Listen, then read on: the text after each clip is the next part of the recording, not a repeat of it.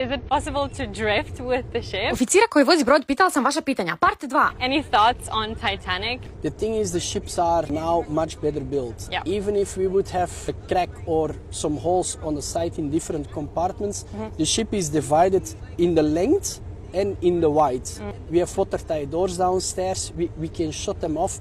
If you have 2 compartments broken or 3, the ship would be still floating because we would cut them off from the rest. Yeah. They can fill with water. Ship goes down in the water, but it will not sink. Nowadays, everything is designed that the ship can stand so long as possible. Nowadays, it's really difficult to sink a ship.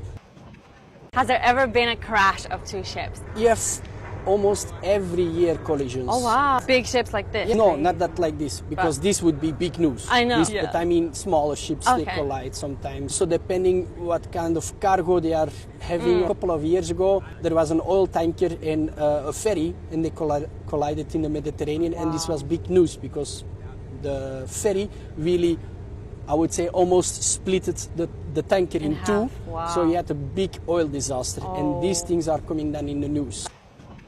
Do you know how much fuel do we spend in an hour, or how does that work? So we have 6 engines in total. So it's depending how many engines are running, how much fuel we are spending.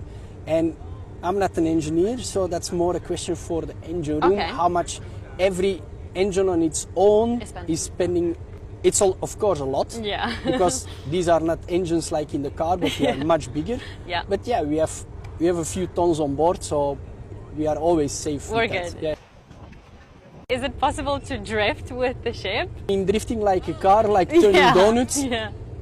Yeah, the thing is that you always have current and wind, so it would not be a perfect donut if we go hard over to one side. You would make more like an egg figure, and it would be like always sideways.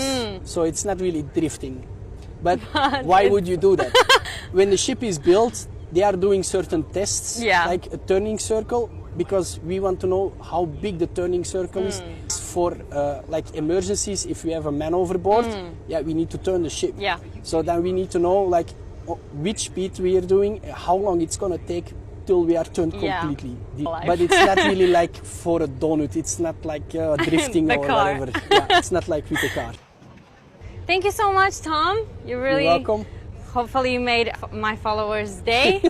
We'll let you go. Drive the ship now. Bye! Bye!